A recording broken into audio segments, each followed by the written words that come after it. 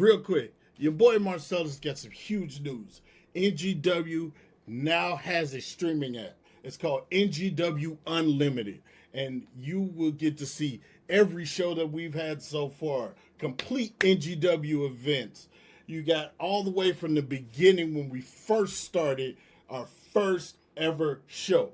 So don't forget, you'll get every moment, every hard fought battle, every match, every wrestler on our roster, all the wonderful things, all the way down to your boy personally showing everything. You get every episode of NGW High Voltage. I'm saying I am so excited for all of this right now. Every episode of the podcast 100% completely free. No catch, no nothing. And all you got to do is download it on Google Play, Roku, Fire TV, Apple Store. Now, I'm going to let you guys get back to the video. Deuces. Hello everybody, welcome to NGW High Voltage. I am the camera guy, and here with me is the loudest mouth at the commentary table, the Guido. Guido, how you doing, man? Not too bad, at hanging out here at the undisclosed location, and looking forward to having a good show. Well, you know what, Guido, I got to start out this week. I got to tell you a little bit of a story that happened to me this weekend. So, I was down, doing my thing, Ignite Pro Wrestling, and before the show starts, I'm walking around the ring, setting my light sensors and everything, make sure I get some great shots, and while I'm doing this, there's a kid there, and talking with their buddy, and this one kid, it quite obviously was their first time there, because their buddy's sitting there explaining to them, all right, so there's this person, they're a good guy, there's this person, they're a bad guy, this is everything that's going on. He's, getting the whole lowdown, right? Mm-hmm. As I'm walking by, the friend who's explaining everything points to me and goes, that right there, that's the camera guy, and he's a good guy. And did the kid ask who you were wrestling tonight that night? No, it gets better. Oh, so his kid, it's their first time there. They go and they turn and they look up at me, wide-eyed and everything, and they look at me and they go, why are you called the camera guy? Now keep in mind, you've seen me before shows. I've got my harness, I've got my camera, everything. At this point, I'm thinking it should be pretty obvious why I'm called the camera guy, right? So in this split second, I got a little bit of an inspiration from another wrestler in the area. I think you know him. You've had the chance to call a couple of his matches. Ramsey Rancid. Yeah, we've met. Yeah. So I got a little bit of an inspiration from him before I answered this kid's question. I look right at this kid and I go, it's because I take so many pictures, the cameras decided I should be their leader. The kid's buddy looks at me and goes, nah, it's because he takes pictures. We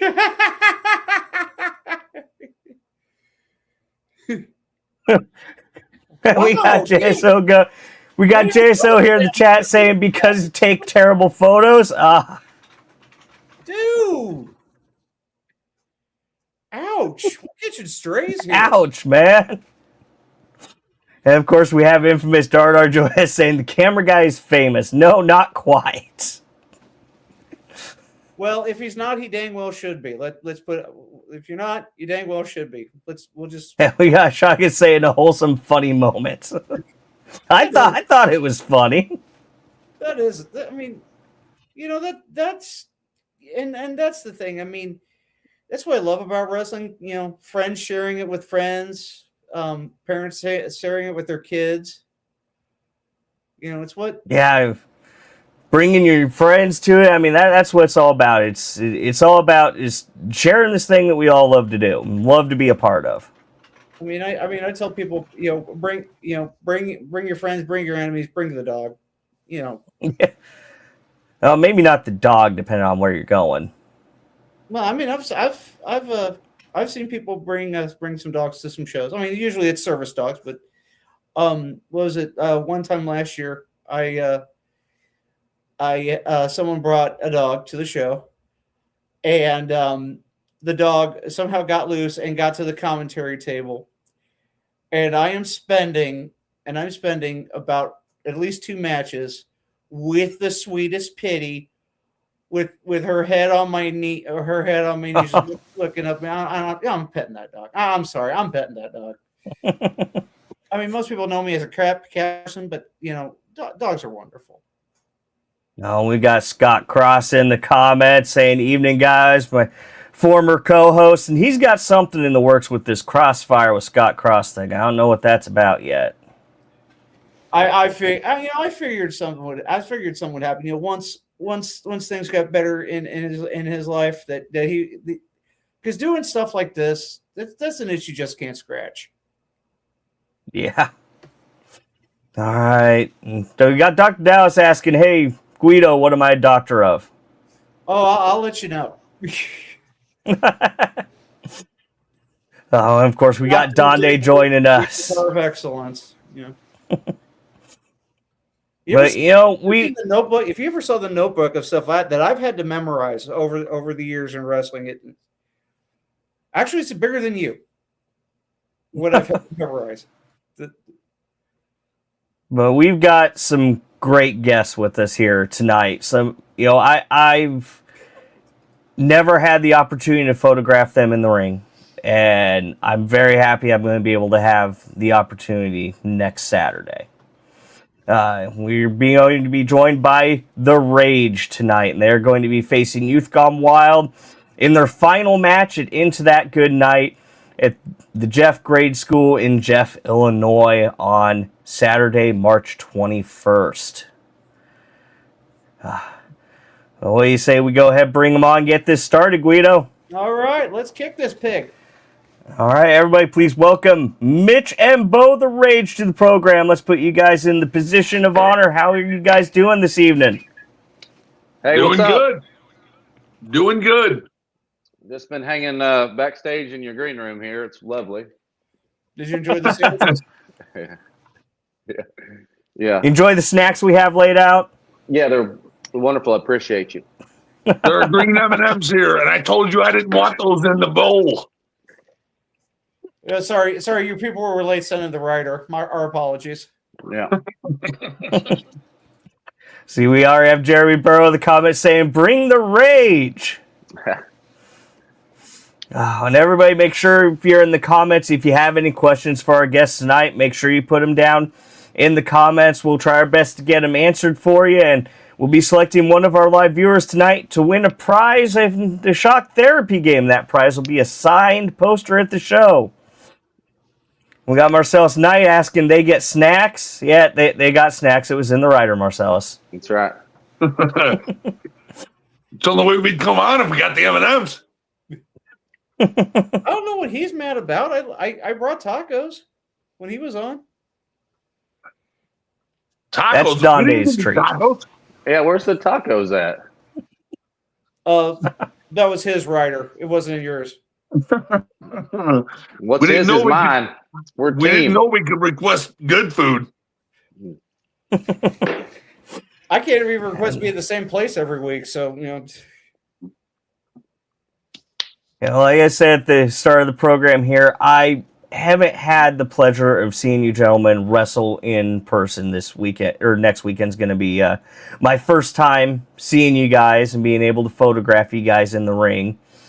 I have been able to see some older match footage of you guys in action, but I want to start off, with this question from the infamous Dardar, which I think is a good jumping off point. What got you guys into wrestling?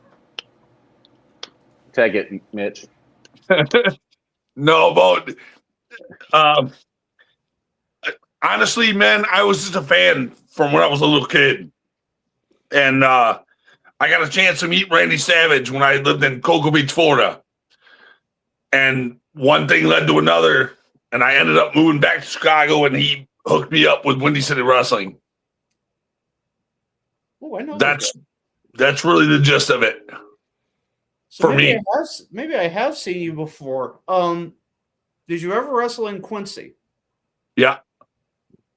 Okay. You would know if you saw him. You'll have to the, forgive me. Big the highlight. the loudest guy on every card that he's on.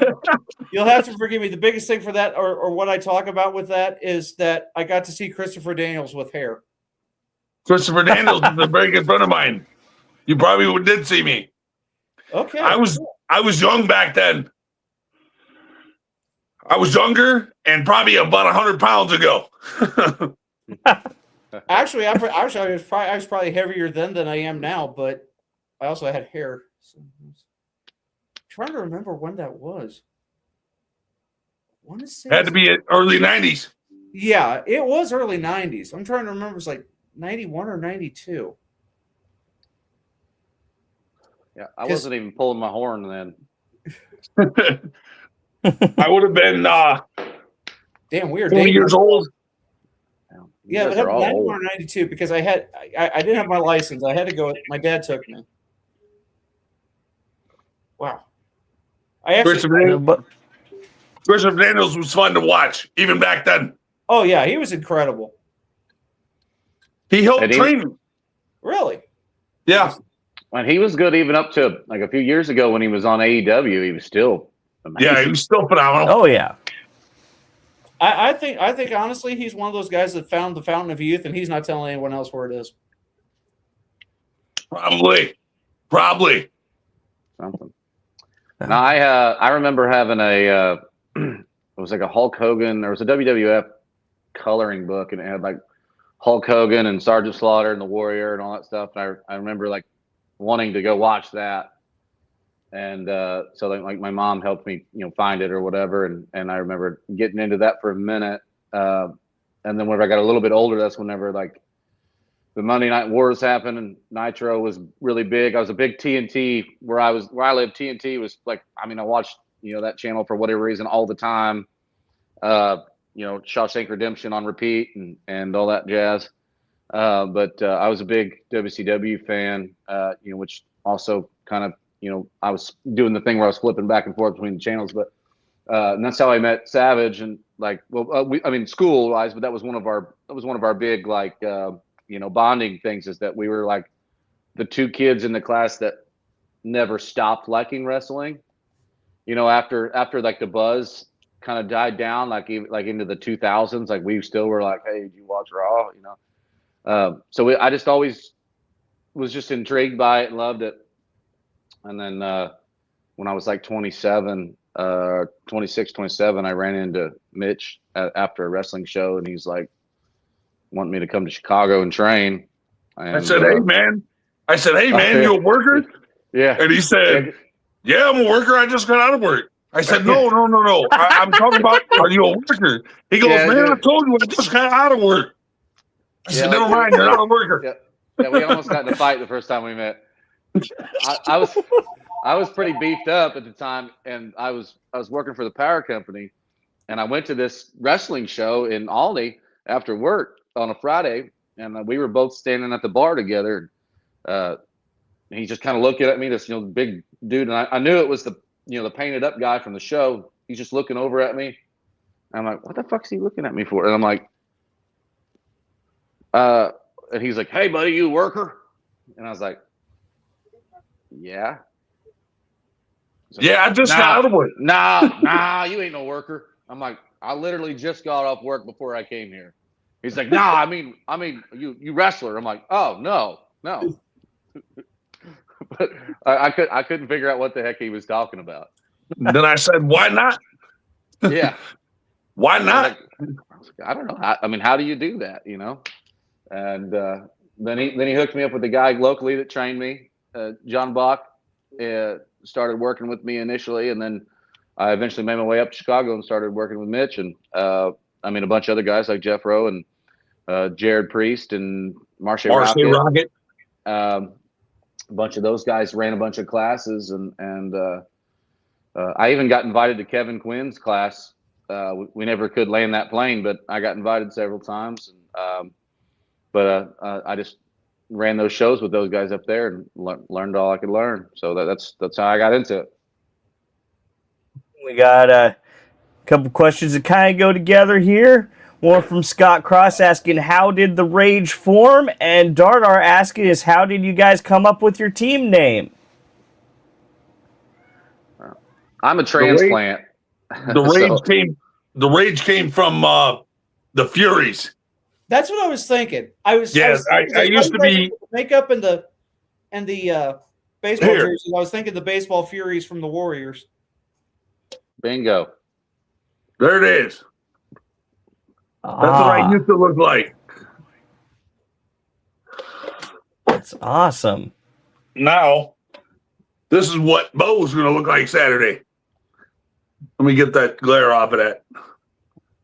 I think, except my paint's going to be better.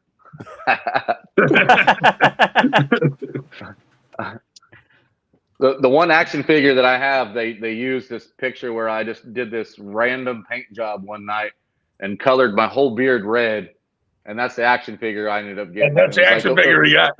It was the worst. It was the worst like paint thing I ever tried, because I was always changing. Like I was always trying to use like a piece of like old Sting paint from the Surfer era or something. I was always like trying to like put that in with like, you know, the Rage on one side, and so I did this like Sting thing that night, and I was like, my beard's all like boring, so I just like painted it red, and it looked pretty cool like live, but on the action figure I looked like Dracula or something. We got Marcel in the chat. As a surprise for Bo, and he got it, and he goes, "What the fuck, man?" Or, pardon me. No. He goes, "There's one. There's one." There's one. He said, "Why are they going to use that face paint?" I said, "I don't know, Bo. They took the pictures. I didn't give them photos."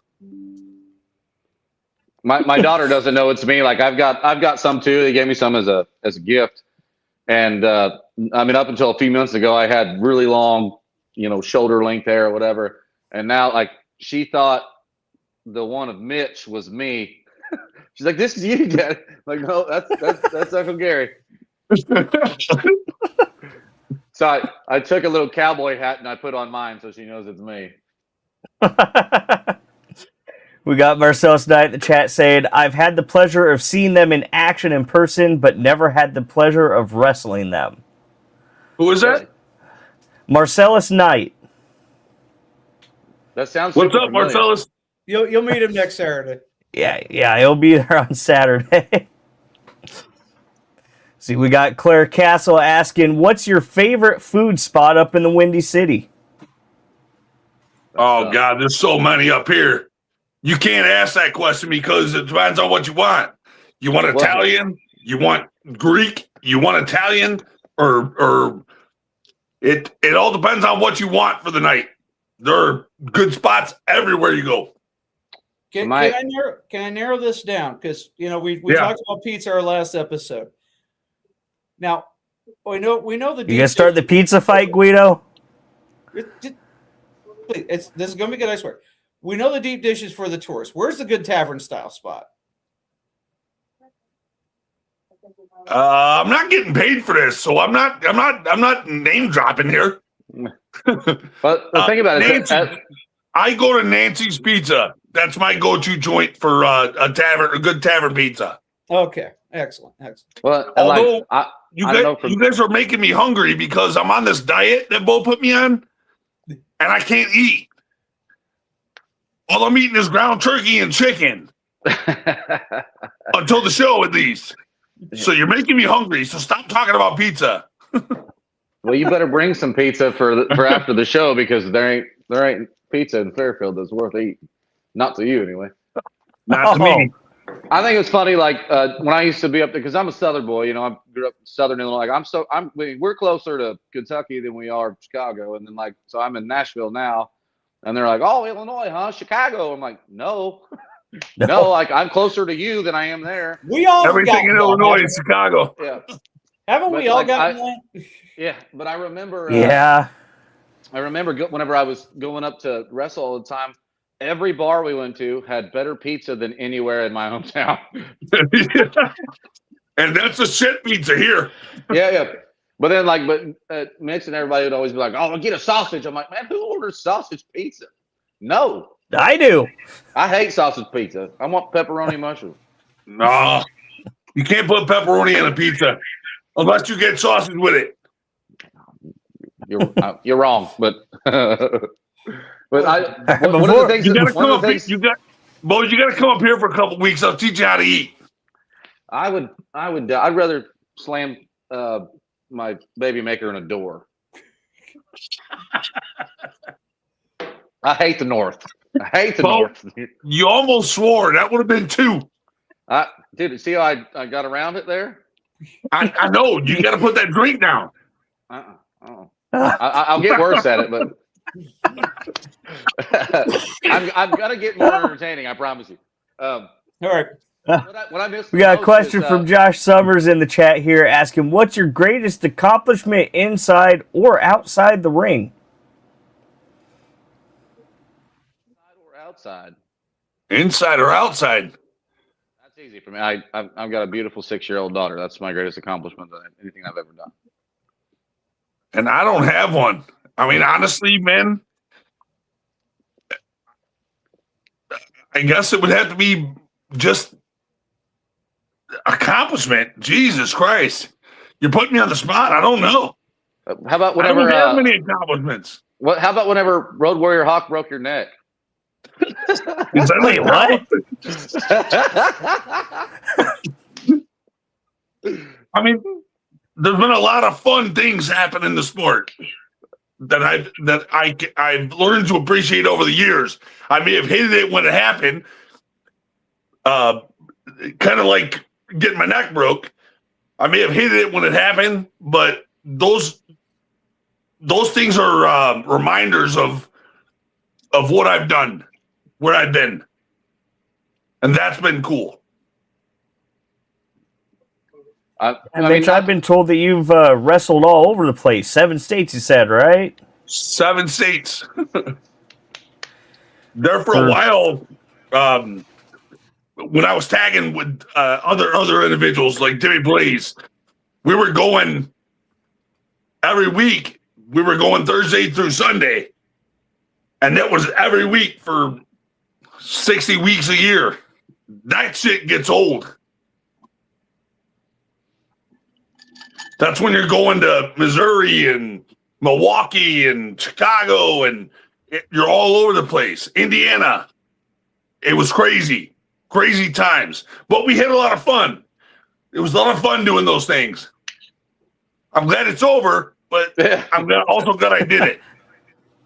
I'm not trying to get sentimental or anything, but like inside the ring, like because the wrestling business, like what's that quote? And Mitch and I talk about this all the time. That quote is from Mick Foley. I think it was from The Dark Side of the Ring. Is that if you make one real friend in the wrestling business, you've really done something special. And I never took that seriously until I met Beau. I know that sounds goofy and probably a little cheesy, but Beau, if I hadn't have met Beau, who knows where I'd be right now.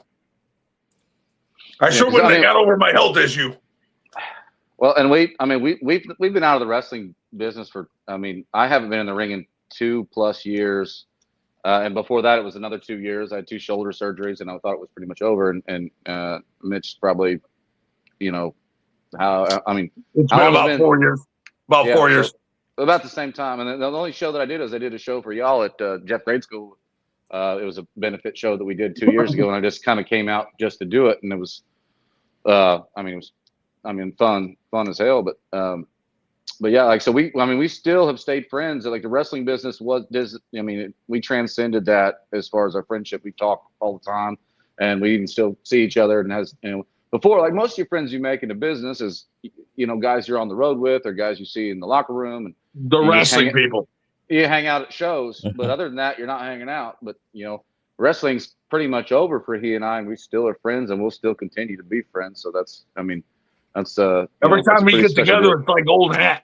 He gets me drunk, sends you home in a hangover, I hate his guts for a week, and then I call him. Yep. All right, I'm ready to go again. He'll tell me all the time. He goes, dude, you got to learn to have fun. I go, Bo, it's fun while you're doing it. It's the next day I can't stand. That's why you just do it again. He tells me the only way to fight a hangover is don't get sober. Don't fight it. Don't fight it. Don't Just go get back. sober. My buddy Rhett here in Nashville, he's got this famous saying. It says, the only way to detox is to retox. Oh, Who says that? My buddy Rhett here in Nashville. Is a retox. I like it. The only way to detox is to retox. You know what, Camera Guy? I can't wait to meet these guys in person. I'm not gonna lie. Bo kicked himself out. yeah, I think we lost Bo there. Bo headed for his after party already. Dang, I thought we were having fun, man. I guess we're getting boring. I thought so too. Oh, So, that's it's one thing a lot of wrestlers talk about. You're away for a while, away from it for a while, and then you get that itch. And we got Bo back. Awesome. Yeah, sorry, I got a phone call. Oh no, that's all right. oh, that's all right. So you were talking about that cycle, and is that like how it is for you guys? It's you do a match, you're sore the next day, but then the day after that, you're like, I want to do it again. And it kind of is because you get. I don't want to say it the way I want to say it, but you get high from it. There's a high that comes along with being in the ring and doing your thing. And that rush is what you're always chasing. And that rush can get you in trouble sometimes. Because you tell yourself you can keep going. You can keep doing this until your body breaks down and then you're hurt. Luckily, I've gone through many injuries in my time, but I've gotten over that and been able to keep going. Well, I say luckily, but grace of God, I was able to keep going for a while. Yeah. 30 years. Yeah. Bo, is it like that for you? It's like you do a match, then the next day you hurt, and the day after that you're like, I gotta do this again. Yeah, I mean, like when you're in ring shape and you got all them calluses from the bumps and the ropes and stuff, like it's nothing to do, 3 or 4 days in a row and just love it. But like now, like the last one I did, after coming, like I'd been 2 years and I went and did it. I jumped in a class and rolled with some rookies and stuff and did a bunch of, just drills and shit. And that was great for me, but I was doing blow up stuff and it sucked. I was, thought I was far beyond that, but but anyway, I got in a little bit of shape in a quick amount of time and I went in there and I did the match and it was just like, it's like drugs, man. Like, just doing it and working the crowd, from the ring and doing the psychology thing and their emotions or whatever, and having control of that. Whenever you get done, you're on this high for like a long time, and you just kind of want it again. And then even if you have a bad match, you're just like, I want another shot to. If you have a bad match, it's even worse because you want to go top that. Yeah. Mm-hmm. You want to go do better. Like I don't want to end on that. Let me do a run in. Yeah, I'll do whatever. Let me do something to top what I did last time. That sucked. So speaking of that last match you had in Jeff Bo, we got this photo here from that night. You with Savage. Oh, you painted up? I called you and told you I was going to. I forgot about that. Is that the same school we're going to be at? Yeah. Yeah. Yes, it is. Yep. Yeah. So, I mean, the rule is, I'm not going to, this is Gary, this is Mitch's gimmick. But so at that point in time, I I felt like I was not like, because when I did my singles run, I was like 250 and jacked, and I did the whole trunks, thing and no shirt. But at that point in time, it had been several years, and I was doing country music, and I was like, I'm not taking my shirt off in front of a couple hundred people. So like, so I called Mitch. I'm like, hey dude, like I'm gonna use the Rage stuff so I can wear clothes. And he's like, yeah, go ahead and do it. Go ahead and do it. I So don't even remember that.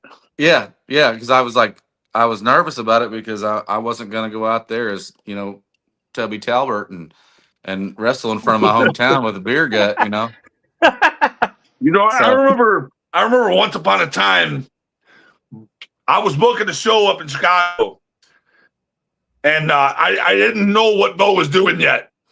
And Bo called me, and he goes, Mitch, look, man, I'm sick. I got the flu. I'm not going to be able to do much. I said, don't worry about it. I got you. He shows up for the show, and he looks at the card, and he goes, are you kidding me? He goes, you got me working Marche?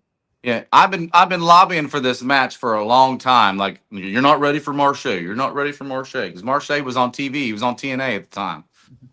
So like they were working me up to get to him, and then I called him because I'm sick, like bad sick, and he's like, no, just come in. We'll have you do a run in and have you do a promo. It'll be fine. And then I get there and I see my name on the main with Marche Rocket. And I'm like, you asshole! Like what? What? I changed the card that day because he told me he couldn't do it. I knew he could, so I wanted to prove to him, you've got this. Sick or not, you can do it. And he went out there and blew the doors off the place. Yeah, we had literally. I had the Jordan flu game, where Jordan had the flu and he went out and just absolutely murdered it. That's like, I was on Sudafed, and then not only did he have me working the main with Marche for 30 minutes, I also did two run-ins did something in the beginning and then did a run-in too. So I was out there all night. So that kept me and Marche from talking at all. So they couldn't talk about it. So Marche and I talked in Gorilla right before we went out. It was just like, let's do this. We're just like talking about spots, and then it's all right, baby, let's go. And then we were going out there, and I'm on Sudafed, and I'm just idiot brain, and I'm like, so my music hits, and I walk out, and I get to the ring, and I'm waiting on Marche, and I'm like, I don't remember anything, not a thing. And Marche's good enough that I knew he can handle it. But I mean, it's one of those things, and that happens a lot of times where your music hits, and you go out, and you're like, you hit the curtain, and the crowd hits you, and you're like, yeah, I got it. It's all gone. It's all gone. Yeah, I remember what we're doing. That's the reason I don't like calling shit. No, at the time, I was getting good enough to where I could call it on the fly, but I didn't have the confidence or know-how of that. But as soon as Marche got in there and we locked up, it all just started flowing. And then he was talking and I was talking, and then we called some audibles and stuff, and just blew the absolute roof off this place and just had them going the whole time. And I remember coming to the back. I remember in the match, I was just like, just get through this, and you can get back to this moment again when you're healthy. I didn't realize at the time that we were killing it because I was so enamored in just trying to get it over with and get through it and not die. You also didn't want to let Marche down. Exactly, because if I let Marche down, it would have been hard to get another opportunity with him. And Marche's, he's good, and you don't want to make him look bad, which you can't really. I don't think anybody could. But I remember we get to the back, and everybody's in Gorilla lined up for the Royal, the Battle Royal. And I remember Mitch grabbed me, and I think Brian grabbed me, and a few other people were like, oh my God, you're going to be a big damn star. Oh my God, that was amazing. Blah, blah, blah. Did you see that? I'm like, I just need to get outside and get a breath. It's like, I was just trying to get through it. I was just trying to get through. Yeah. And then all night, all the boys, everybody was praising me at the after party. And I was just like, I felt like in the ring, I was a zombie just Marseille telling me what to do, and I was doing it because I like I said, Sudafed, and I was sick, and I was blowed up, and I just wanted to get through it. But and then Marseille was going to everybody. He was like, "I'll work with that dude anytime," and I'm like, "All right, cool." So Sometimes in the business, that's how it works. The more you think you can't do it, the more you got to push yourself to strive to do it. yeah, And then after you do it, whether you screw it up or you do a good job, it doesn't matter because you did it. And that's what Beau accomplished that night. I got it through his thick skull. You're good enough. You can handle it. You can do this. you don't. Even, even with your head in the bubble, it's all sort of fed up. You're all good. That started my Sudafed addiction. Oh. No, So, Beau, I've been told a story that kind of segues from what you were saying about, your skill level there. That I think that you were up in Chicago and you were too good to where they couldn't make you a heel. What now? That you were up in Chicago and you started out as a heel, but you were so good that they had to turn you into a face, and they couldn't make you a heel at all. That was 100% true. Okay. The fans up here were starting to cheer him as a heel, and I didn't want that. Yeah. I was like, well, we're turning baby. Yeah. I mean, at first it went over really well. We had Chaz Moretti was my manager, and I came out, and the first was, I don't know if it was the first. No, it wasn't the first night, because the first time I was there, I wrestled Willie the Bomb, and that was fun. But like the second or third time I came, like we started a riot, and like the cops got called because Battle Royal Barry, like we rushed the ring, and I put a steel chair, like we didn't tell his wife, we didn't tell anyone. I put a chair on his arm or his leg, and I jumped off the top rope and stomped it or whatever, and like somebody called the cops or an ambulance, and like we sold it so well that even his wife came back there hitting me. Yeah, like everybody legit, like his nephew came up and was like trying to fight me, and they were like pulling, like the crowd was rioting because they thought that like I legit was this bad guy that hurt him. Like we blurred the lines so bad that night. It was awesome. God, you don't hear stories like that anymore. No. So then I was white hot. Like it was white hot as a heel, so it made sense.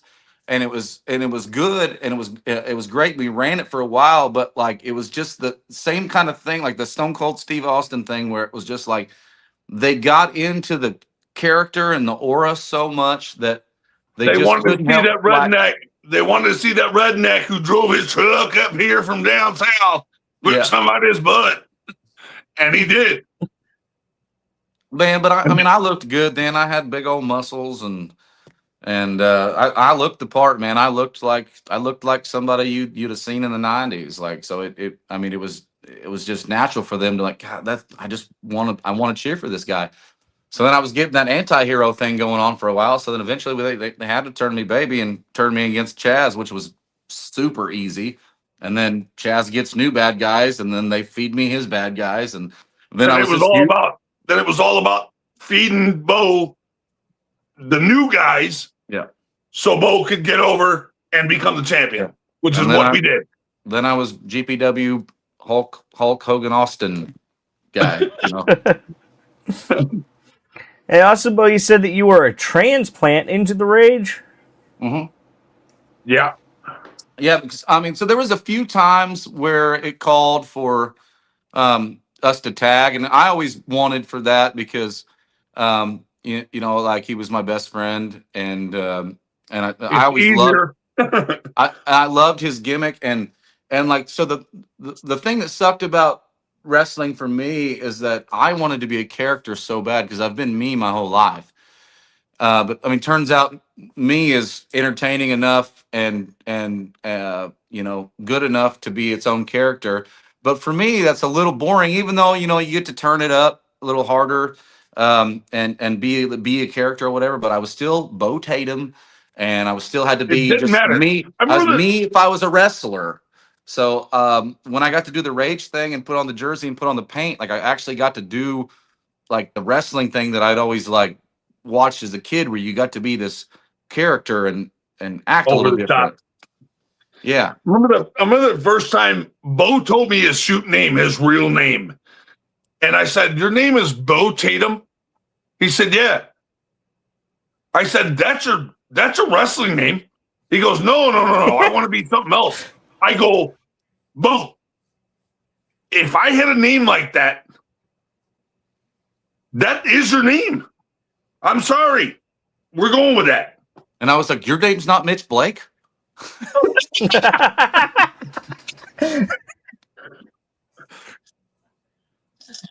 We have Heather Crowell in the chat saying, "Hi, Beau and Mitch. Tear the roof off next week." And hi, Sammy.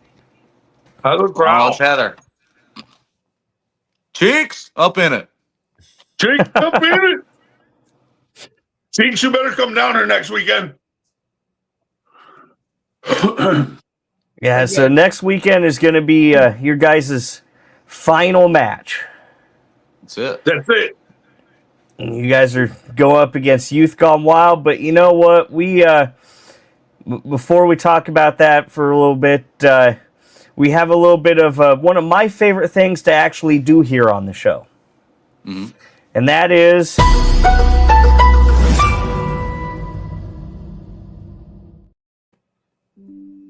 a little bit of breaking news. Because we know that you guys are going to be going up against Youth Gone Wild, but it's not going to be just you two. You two are going to be accompanied by Jeffro King. All right. He told me no. You guys know who Jeffro is? Why don't you tell us? Jeffro is my original partner from 30 years ago. Wow. That's pretty cool. That is very cool. Yeah. Yeah. I was there the Jeffro night. B.S. King. I was there the night he retired at GPW, I helped him do that. and it's only proper that he does it for you. That's awesome. That's, It is. It is. I was going to say it's only fitting that he's going to be there. It's good. I had this. My I had this. very- I go ahead. Go ahead. Go ahead. My very first match was with him. It was a tag match. His very first match, he stole my spot on a show and I hated his guts for it. But it was supposed to be my first match. Jerk. It's so great that Gary or Mitch and I keep trying to call you your shoot name because that's what I call you in real life, and Well, don't do it. I'm trying not to. Mitch and I dreamed this up like 9 months ago or so. He was at my house in Illinois. We were drinking that terrible tequila, and we were watching old wrestling stuff, and we got buzzed up, and we're like, man, one more. We were like booking a match. We were booking a card. We're like, let's I thought it was a joke. I thought we were kidding. Let's get a ring. Let's get a thing. Let's call our friends. Let's get it going. Let's do one more. Because I thought my last match was there at Jeff Grade School the last time, possibly, but it didn't feel like the 3 count got hit. Like it was like maybe I got more in the tank. Maybe I could do one more. I don't really have time because of my schedule now, and I need to say goodbye because of physical limitations and stuff now. Like I can't go and do it anymore. So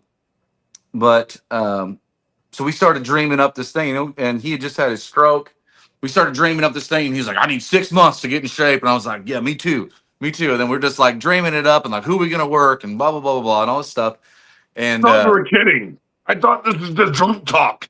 Yeah, and it was at the time, but then I started thinking about. Beau, you called me a week later and said we're booked. I said, "What are you talking about?" It was like a month later. It was like a month later. It was like a month later because I just got to thinking on it, just kept it going, and then Savage messaged me and he's like, "Hey, I'd like to do a show in our hometown in March, which was far away," and I was like, "He's like, would you like to be on the card?" And at first, I'm always like, "No." Like last time I was like, no. And then I was like, maybe I'll host it. And then it was me and Savage in the main event. So I knew how this was going to go. And So I was like, how about, I was like, yeah, I'll do it. But Mitch needs a retirement match, and so do I. And if you'll book Mitch and I for a retirement match, I'll do it, and I'll get him on board. And he goes, he can do it. He'll do it. I'm like, if I tell him that I'm in, then he'll probably be in. And he goes, it's your show. He's like, we'll book the show around that if you want. And so I waited a few days, and then I called Mitch and I said, hey, do you remember what we were talking about the other night? He's like, yeah, when we were drunk. I'm like, yeah. I was like, it's actually a possibility if you want it to be a possibility. No, that's not how he put it. He said, we're booked. I said, what are you talking about? We're booked. What are you talking about, Mo? I said, I just had a stroke, man. He said, you had a stroke a year ago. You can do this. Yeah. I said, you got to be kidding me. All right, there we go. Yeah. I knew it was going to get in his head to be like, I got to get back in shape and I got to get myself healthy. And I knew he deserves to say goodbye on his own terms the way he wants. Oh, we lost him again. Beau doesn't know how to silence his phone so people can't call him. Yeah. Well, the last show I did before this was in front of a very small crowd. I don't want to mention names or nothing, but it wasn't promoted right. I don't know if time was a problem or whatever, but it wasn't promoted right, and that didn't really bother me, but it bothered Beau, and I love him for that. I like the fact that it bothered him for me. Well, I had to go out on a bad note. The first stint that we did on that show, we got the magic back. We hadn't been together and worked in a couple of years, and we got in on this show and we started doing these shows. And the first one they put us on was like right before intermission, and we just murdered the crowd. I mean, murdered them. And I feel sorry for everybody who went after us because we had the place exploding. We were working the Memphis Kings, and those guys are amazing. We've worked them several times. Yeah. So it was so easy. And it was like the closest you're going to get in this area to like a WWE, type of match where everybody knew what they were doing and what we were able to do to the crowd and the stuff we were doing in the ring. Like we just murdered it. So we're on this huge high. Well, like the last one we did with that company was just terrible attendance, dead crowd. And it was like super miserable. And that was the last match we did together. And that was one of Gary's last match. And that just bothered me that he was going to hang it up on that one. And this whole thing, I was like, he deserves the swan song. He deserves to say goodbye. And I want to be able to know that I'm saying goodbye. And I want to say goodbye with him. He's my best friend in the business. And I want to be able to do it together. So I kind of, with Savage's help and y'all's help, we put this into fruition. And then here we are. And we got Savage's side of the story in the chat saying, I messaged Beau because NGW was coming to our home. Beau told me he and Mitch talked about an idea. I told him if he and Mitch felt like they could do it and wanted to, we would be happy to have them. Yeah, and we're forever grateful on it. That's still bullshit. My understanding, I roped into it, didn't know what I was agreeing to. I thought it was all drunk talk. Hey, you could have said no. The only reason I appreciate it now is because I'm feeling better from the stroke because I'm in the gym every day. That was my plan the whole time. I know it was, and it worked. So thank you, Beau. Well, it worked for me too, man. I lost 30 pounds. Like I'm in better shape now than the last 2 years I wrestled for one show. I'm still not in wrestling form yet, but I'm getting there. You gotta wait. I understand you guys handpicked your opponents for this final match too. Youth Gone Wild. We did. Tommy was in the Rage for a long time, and those are some asses that need kicked. Yeah. But in this sort of thing, pulling the curtain back, you want to work with guys that you trust and that you like, and you want it to mean something, But when we get in there, we're whipping that ass. Why do they need their asses whooped? Why? Because the ring's there. Exactly. because the ring is going to be up. And Yeah, because all they're four across. corners are They're gonna be there. across from us. That's exactly right. Seriously, Camera Guy. Okay, I'm sorry, Camera Guy, but I'm sitting there like, you've been around wrestling long enough. It's all fun. I have, but it just seems like there's a bit of a story there. Tommy was my my tag team partner for a while, at my company at Global, and we kind of one thing led to another, and I was getting ready to get out of the ring and let them do their thing. So I told Tommy, let's break up and you can do a singles run, and he did. There is no big story beyond that. Tommy's a good guy. I like Tommy. But next Saturday, he's going to find out how much I like him. Tommy flipped me into the pool one time. I still owe him a receipt for. I know. I think about that. I think about that more than you know. This will be the first time I'm in the ring with him since then. Oh, you guys want to know something interesting? I think you might know this guy here. Tom Kuda. Yeah, that's Kudelik? Tom That's Kudelik That's says we him. welcome the fight, boys. What's Your up, opponent's Tommy? watching. Well, I figured they would be. I would be if I was them. Yeah, it's research. We're Trying still to get the inside line. we're still fat and drunk, but we still whip that ass. Shit, I wish I was drunk. That's only when I'm around you, Bill. Hey, live your dreams, man. Live your dreams right now. Hey, every great decision needs to be made twice, according to Confucius. Once sober, once drunk. Yeah. So it sounds like you guys made this decision in the right way. Yeah, well, Confucius also said, "Man with hand in pocket feel cocky all day." He also Bo. said, "He who fishes another man's well often catches crabs." You guys ain't right. Oh my goodness. Yeah, Tommy in the chat saying, y'all can try to swing it, we'll bring it. Oh, It's all right. my goodness. But you know what? I'm gonna offer you guys a little bit of a chance for a warm-up before next week. Okay.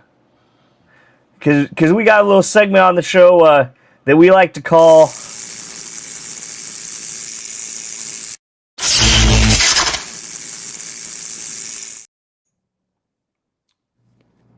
Shock Therapy. All right. Now, for anybody new, the way that shock therapy works is we're going to ask our guests a series of 3 multiple choice questions. If they get 2 out of the 3 multiple choice questions right, they will win a prize for one of our live viewers. This week, the Rage is playing for Jimmy Harris. Jimmy Harris. So you guys, just collectively, you got to get 2 out of 3 of these questions right. Okay. And we try to theme the questions as much as possible to our guests. And we know that you guys, the Rage is kind of has a little bit of a baseball theme, right? Oh, Jesus Christ. Oh, uh-oh. No. Hey, man, So- it's just a gimmick. It's just a gimmick, okay? It is just a gimmick. Oh, well, it's a good thing that we're going to be asking you about anger and baseball. Okay. Okay. Are you guys ready? Yeah. What's the kid's name again? Jimmy. Huh? Jimmy? Jimmy Crackle. Yep, you're playing for I Jimmy Harris. apologize. I apologize in advance. Oh, I'm sure you guys will do just fine. Yeah, you got this. You got this. You got this. Believe in yourself. This is warm up for next week. Okay. All right, your first question. When a baseball manager gets furious at an umpire and storms onto the field, what sometimes, let's be honest, most of the time, happens next? Is it A, the umpire ejects them from the game, B, the manager flips over the entire stadium, C, the umpire legally has to fight them with foam bats, or D, everyone pauses for a group therapy session?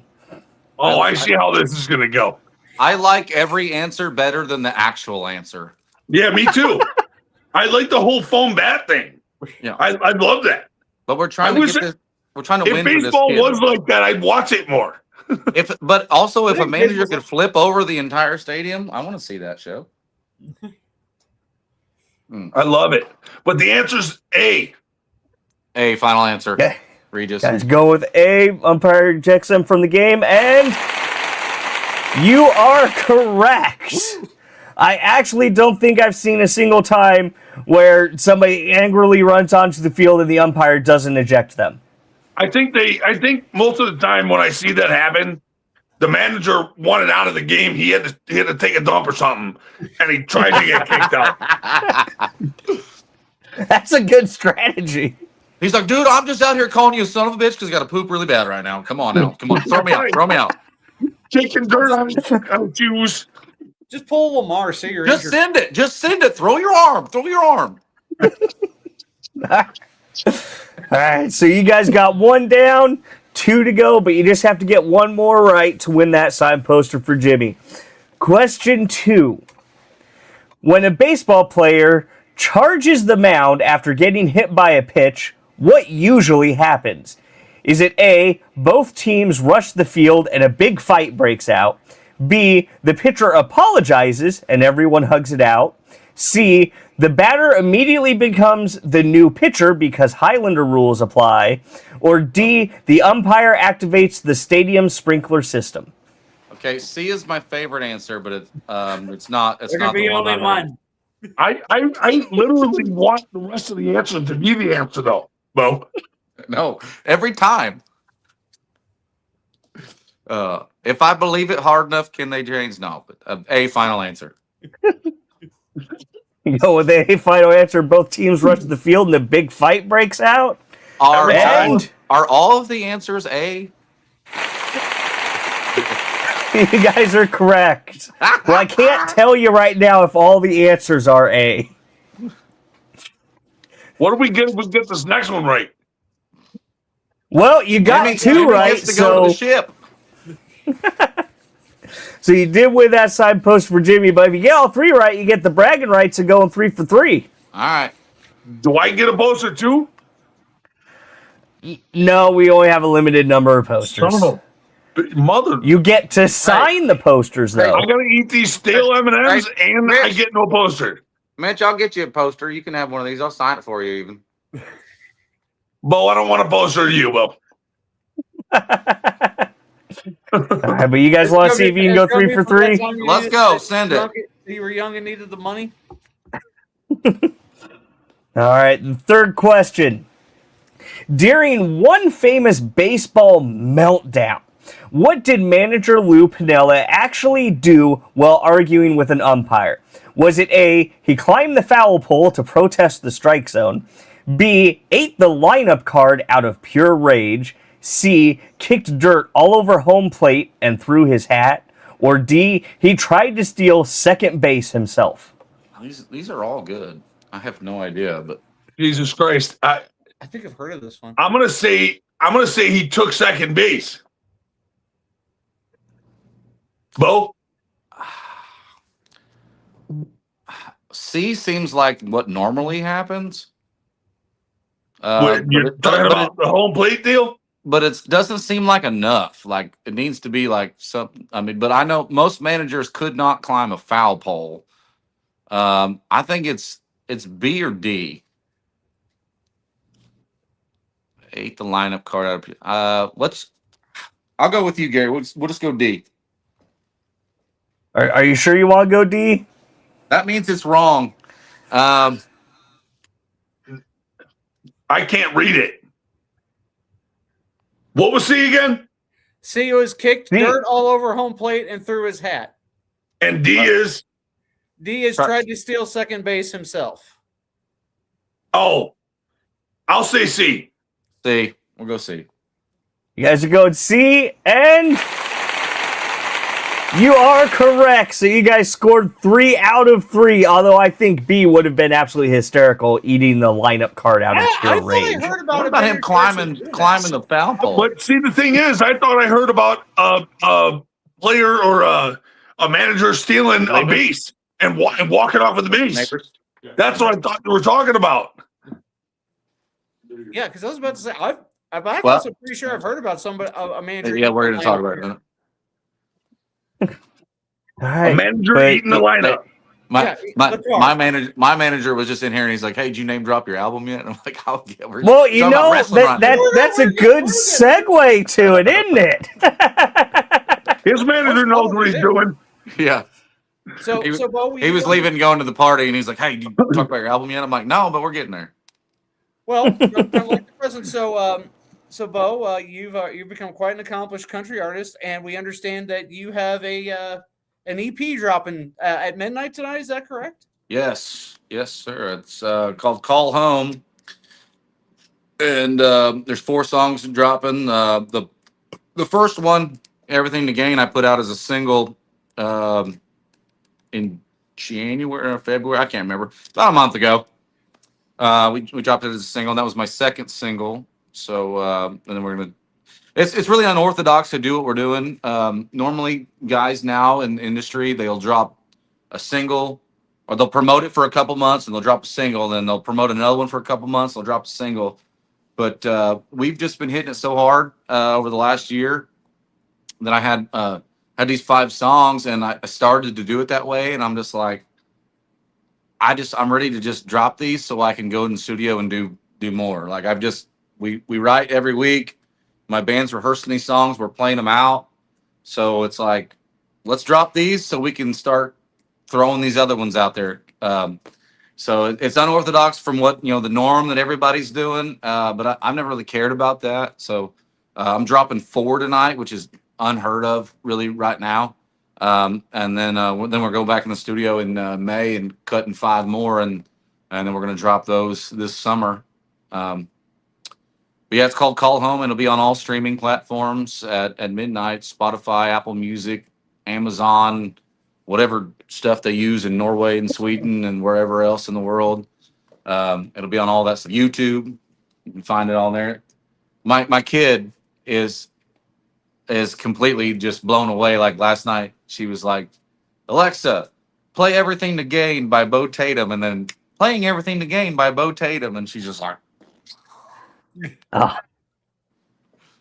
I seen that video That's you did the awesome. other day where you said at the end of the thing, we gotta buy diapers. Make sure you download it. She's like, "Dad." yeah, she's like, "No,"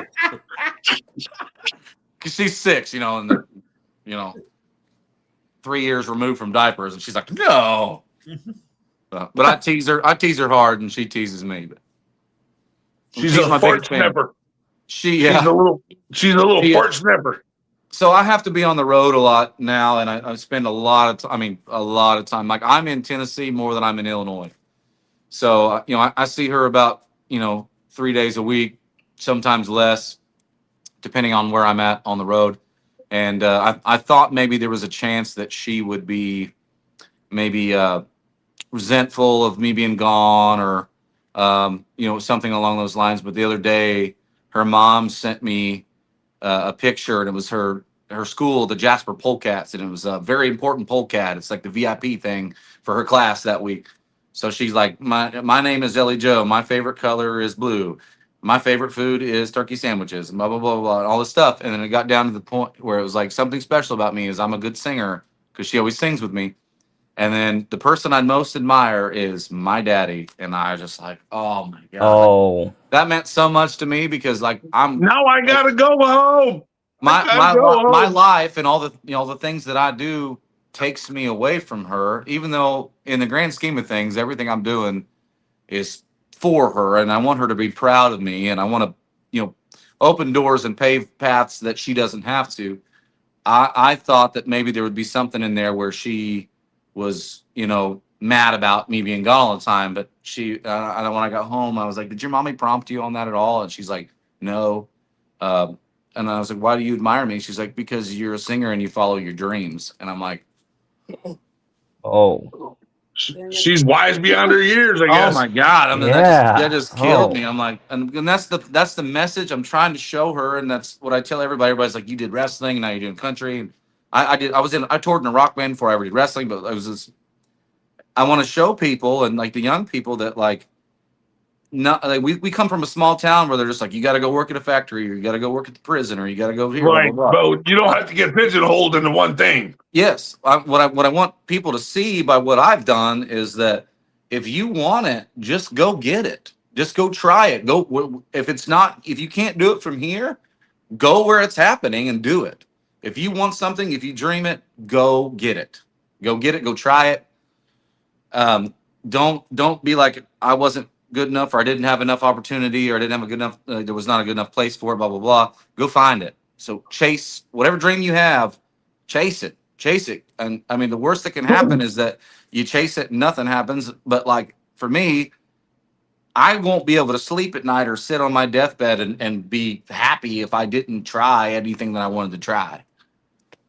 So that's the message I'm trying to convey to her, and I think I'm doing it. And it was like that was the proof that like I'm doing it. So that was a big moment for me. Cheers. That's phenomenal, Bo. Outstanding. We couldn't be more proud of you. I couldn't be more proud of you. I appreciate it. It's definitely a lot easier on my body doing country music. Maybe not my liver, but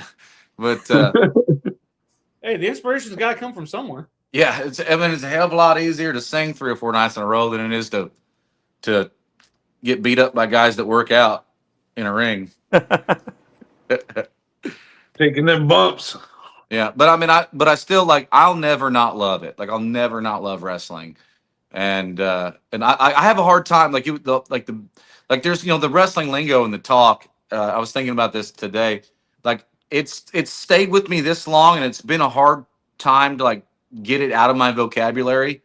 To not tell the band members that I'm just rubbing it, bro. Yeah. So I'm like, but then like I'll be like, I will still call fans marks, and like nobody understands it. And but like my bass player's name is Mark, so he gets really confused. I'm like, hey man, there's marks coming. Like come on. Or he said, what? And I say gimmick all the time. I say, man, hand me that gimmick right there. They're like, what? I'm like, God. Or like I'll meet other musicians, that are like, slugging it out or whatever, and I'll ask them like, hey man, what's your shoot job? And he's like, what? I was like, your shoot job, your regular job. So like I have yet to like, there's some of the terminology that I have yet to like be able to like completely delete. Bo, you're never gonna delete it. I'm never gonna be able to like part of me is always gonna be a pro wrestler, always.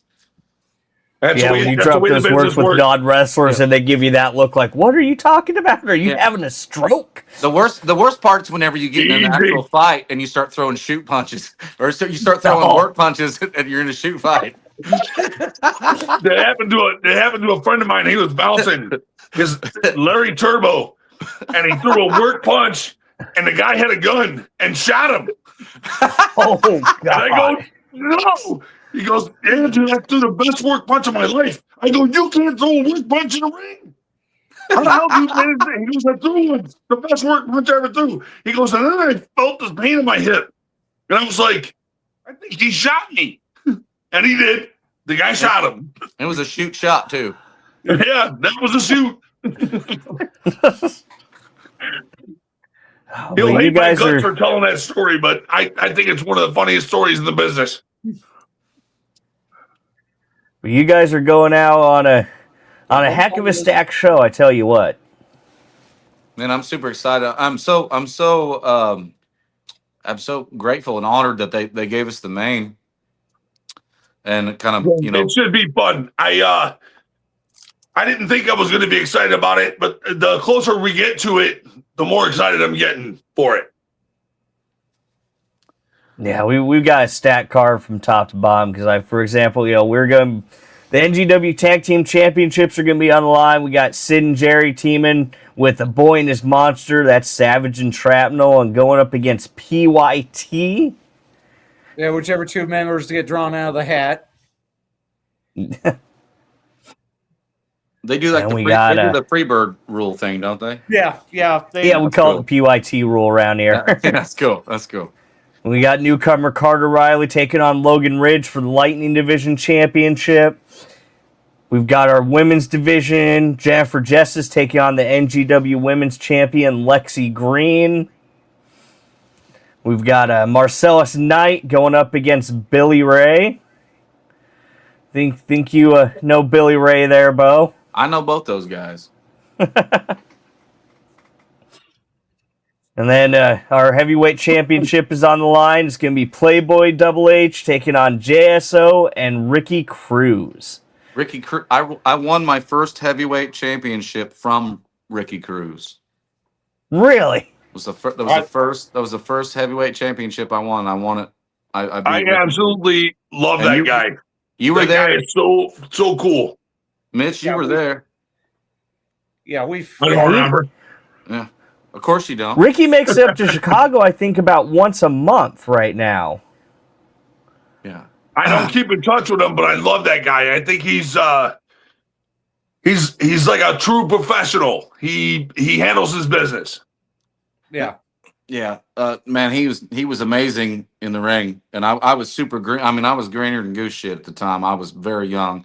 And he was super good with me. We had a great match. Was that when you were doing the Highlander gimmick? Yeah. And that was right around, I think, that might have been right around the time or the show where you randomly had to wrestle Buff Bagwell? It wasn't even booked that way. No. I had to. I wrestled you. I wrestled you at the. You show wrestled before me that. and Bo, and then he came out. And Buff came in, and that was a fun time. We got to work with a bunch of people. Shit, I forgot about that, Bo. Yeah, I'm glad you said something about that. Yeah, Buff was cool. And then we worked with Demolition, and they're going in the Hall of Fame this year. Yeah, I just talked to Barry. They're excited about it too. I was surprised they were excited about it because he told me before, we'll never do it. We'll never do it. Scott Steiner said he'd never do it. Everybody says they never do it till they get that phone call. And like, right. Yeah. Like Honky Tonk Man's the same way. He's like, I'm not going in that damn thing. We'll see. Yeah. We'll see when they call you and ask you to do it, you'll do it. Yeah. You'll have your plane ticket booked that day. Because I was watching that when Undertaker was talking with him about going into the Hall of Fame, and I'm sitting there looking, I'm like, shoot, Barry could still go. Yeah, Barry. Them boys can still drink too. You remember Rumble for the Kids? We was in the bar with them till the bar closed. Remember one time I was up in the UP in Michigan, and it was about 7 a.m, and I was still up drinking. We were at a casino, and here comes Demolition down the elevator, and I'm getting ready to go up. And I got 2 beers in my hand. And he goes, have you not been to bed yet? I go, no, sir. He goes, go to bed. And they took my beers. I was like, motherfucker. What did I do? Tell Demolition, give me my beer back? I went up to the room and went to bed. No, you're not going to do this. Yeah. See, like I say, I've had a lot of fun in the business working with some of those guys. Some of them I don't remember until someone brings it up. You worked Honky and Road Dogg and Billy Gunn. These are the ones that I remember you working. Tatanka. I worked Kevin Thorne one night. That was fun. He was super cool. Yeah. Like I say, we've had a lot of fun in the business, but I'm so done with it. The business has changed so much since I got in. They're the kids now, they want to talk everything out and barely hit each other. That's not how I work. That's not how the business is supposed to be. It's not supposed to be a dance. You're not supposed to feel good when it's over. Yeah, I always liked working veterans, old timers a little bit more because we could work a little stiffer. And then I'd work someone that was, younger, and they'd be like, he's up. I'm like, puss. Come Right. on, dude. Come on, let's go. Come on. Come on, let's I mean, this ain't a work shoot, but just make it look real. Like hit me. right. And for some reason, when I get hit hard, it makes me go harder. Like Yeah. I feel like shit. I can do this. Let's go. You can tell a difference between stiff and a potato. Right. There's a difference, And all those guys like Austin and Taker, those guys, they talk about like they would tell everyone work stiff. I want it to be stiff. I want it to look real. Those guys would knock the shit out of each other just to get the reaction out of the guy. Yeah. Be like, I stepped back and popped him, and I was like, fuck, that had to hurt. Yeah, I've had the pleasure of photographing quite a few last matches at this point and talking to quite a few people going into their last matches. And one thing that seems rather consistent is it really means something to somebody when you can go out on your own terms instead of being forced out due to injury or other circumstances. Yeah. And that was the biggest thing on this. It was one of those things where it was like, we just let it go because we had a last match together, and then I had a last match that was great. It was fantastic. There was tons of people there, and we won, and I did everything in the ring that I wanted to do. My daughter was there. Everything that I needed was there, except Gary wasn't there, and I didn't know that it was my last match. I think there's something romantic to be said there about like Cena just had his, and AJ Styles just had his, and like there's something kind of romantic there about when you walk through the curtain the last time it is. And this is it. Yeah. This is my last time in Gorilla. This is the last time I'm doing a promo for a match. This is it. Yep. It's the last time I'm in the locker room with the boys like this, where I'm putting knee braces on and painting up and all that stuff, and then like this is the last double down that I'm huffing and puffing on real hard, and we're going That's home. what I started to say. It's also the last time I got to be breathing heavy because those are the times in the match when you're like, why am I doing this? Yeah. This hurts. And then there's that, that 3 count, it's over.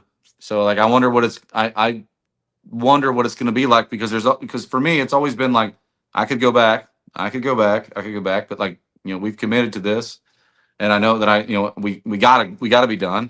So I wonder what it's going to feel like when the 3 count hits, regardless of how it pans out. When that 3 count hits, it's funny, Bo, because now that word has gotten out that I'm doing this match, the promoters up here, they just think I'm back. So they're all contacting me. I've gotten like 4 phone calls, 5 phone calls, bunch of text messages. Hey, you're back? You want to come and work? No, I don't. Thank you. I appreciate it, but no, thank you. You kind of feel like John Wick in that way. Everybody asking if you're back. Yeah, no. They don't understand. This is a one-time deal.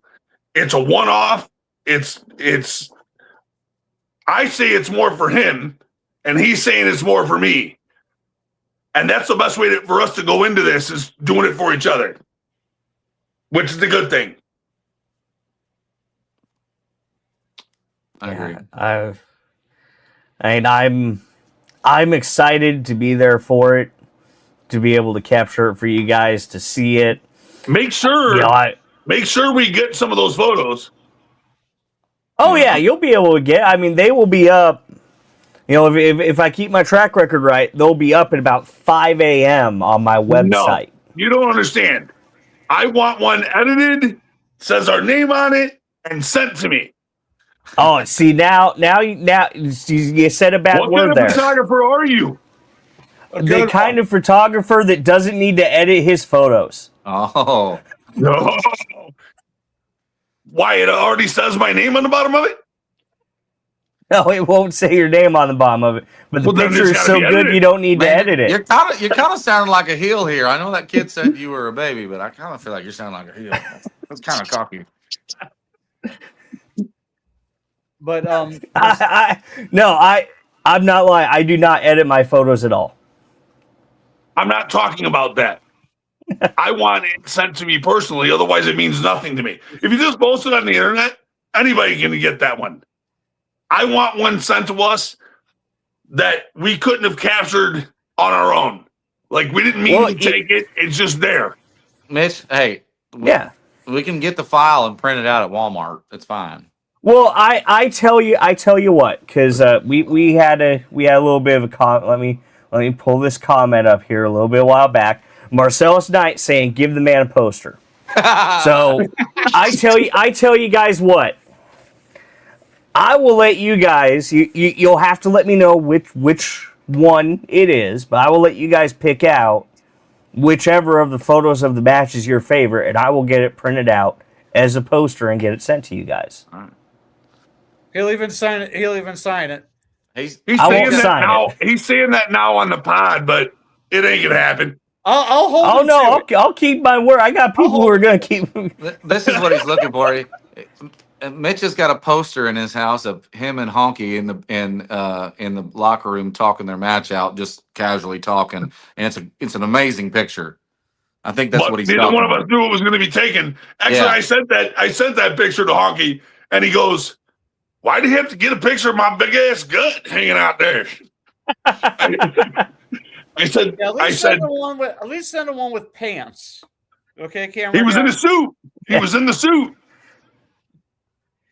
But no, I know that Camera Guy's looking forward to this. I'm looking forward to calling the match, and everybody watching and everybody that is getting the chance to go to Jeff to the Jeff school, and to watch you go into that good night for the last time. And that so sounds like we're dying, Mel. The gimmick's dying, I guess. Good night. That wonderful. Into that good night. Yes. Just bury me when it's over. I can't, man. I gotta work, dude. I got dates to make. It's like, I'm not digging the hole. You go dig the hole, Mitch. I'll put you in it. Yeah, I'll drive the backhoe, but I ain't digging the hole. Damn it. All that property you got out there, you got no holes dug. What's that now? All that property you got out there, you got no holes dug. You know your daughter's going to be dating age soon. I'm hoping for lesbian. That's awful. Well, if she brings a boy home, I'm like, hey, come in here and watch some TV with me, and I'm just going to put on old wrestling matches of mine on YouTube. Yeah. See this? He's going to go out back with the backhoe. Hey, digging the hole. You see this boy? If she's not home by 10 o'clock, power bomb. Shattered dreams. You know what gold dust is? Yeah. Okay.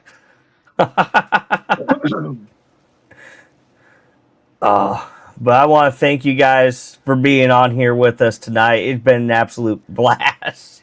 It was fun. I wish we could do this every week now. No. Every time I do a podcast, it's usually music oriented, and it's always like, damn it, I got to go do this podcast and blah blah blah. Then it's always just so fun, just getting to talk about stuff. And I don't get to talk about wrestling a whole lot because nobody here knows anything about it. So it's only once every 2 years when I come down there. Yeah. I get to talk business with somebody who knows, because it's no fun really to talk wrestling with somebody that's not ever been in the business, because they just have so many questions and they just don't get it.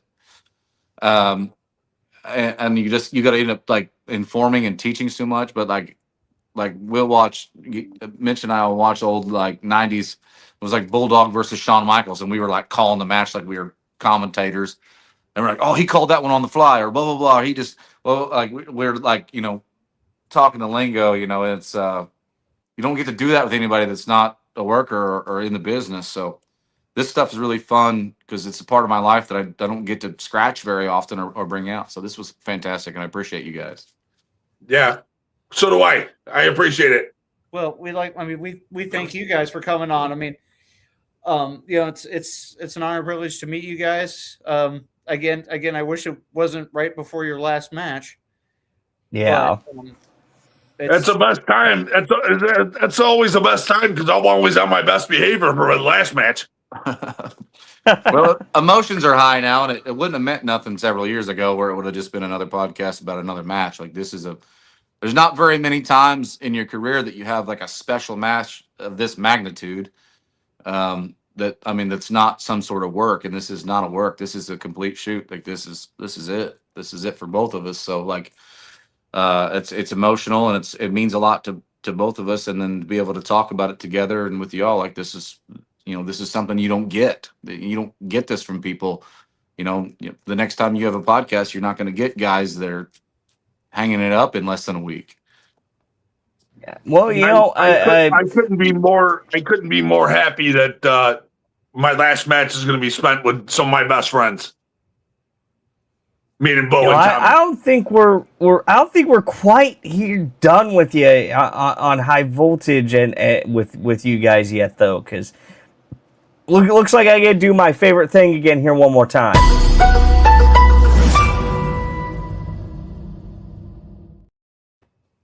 I'm going to invite both you guys for next week to at least hop in the comments here on YouTube and Facebook and Twitch, because you might have something to say next week too. Okay. Because next week our guests are actually going to be Youth Gone Wild. Oh. Why would you have those guys on? Yeah, dude, this is Well, I'm informing that they have kind of demanded that they get equal time. That's going to be a boring ass podcast. I'm just letting you know. Why'd you make us go first then? We should have went last. We curtain jerked this thing. Wait, I don't know why I'm piling on, but Who's in charge of this? Hey, I didn't book the order. Whose call was it to call them out last? Call them out Somebody last. talking. I know who it was. Guido, you're not pointing at me. I'm pointing at you. Dude, you just tell me to show up. You. Look, I'm being told that apparently this was Donde's idea. Donde? I'm being told this was Donde's idea. Okay. Oh, sure. Who's Donde? Nah, he's an easy target. I'm not Donde. There's conspiracy theory going around that I'm Donde, but I am not Donde. So we're getting faved on who Donde is. Is that what you're saying? It's not me. I am not Donde. We don't know either. He just kind of shows up. My cats are over I here. can't be Donde. Donde's right there in the chat. My cats are over here fighting. Oh, you got cats to fight too? You ever try to do a podcast and break out a cat fight at the same time? Yeah, every week, actually. Guilty. But yeah, I certainly invite you guys to drop it in the chat, next week, or shoot a message if you actually want to, hop on again, try to get a last word in. Yeah, I'm off the road next week. I've got the whole week blocked off for training, so I'll be around that evening. Yeah, but I say I want to thank you guys for joining us here. And usually we sign the guests off before we do the last little bit, but I'm gonna hold you guys through this here because I also want to give a special thank you to our sponsors, Nick's Home Decor, Needful Things Boutique, the Ringside Buffet, and ATS Collectibles. So I want to invite everybody to give us a top rope elbow drop on that like button, share, subscribe. Yeah, let's get the professionals do the elbow drop this time. Hey, you guys want to do that top rope elbow drop on that like button? That's Mitch's move. I don't even know how to do that. Every time I hit a button on here, I get myself out. But he got me out there. But also make sure you download Make sure you download NGW Unlimited, NGW streaming platform on Google Play, iPhone, Roku, and Fire TV. If you haven't yet, make sure you get your tickets for Into That Good Night next Saturday. Do you guys want to go ahead and have the last word tonight? Sure. Go stream all of Beau Tatum's music tonight at midnight. Shameless plug. Go check out my Shameless website. plug. Yeah, Hey, yeah. it's how he makes his money. There's no That's not shameless. Hey, you got to do it anytime you get a chance. But I mean, thanks to everybody for tuning in. And if you can make it out next weekend, I'd really appreciate seeing y'all out at our last match. This one means more to me than any other match I've ever had in my life. And same for me. And I would love to see you all there for one last time. One more, and we'll all go home. Famous words of mine. We're taking it home. We're taking it home. We're going home. All right. And thank you guys again. And everybody else, we will see you next week.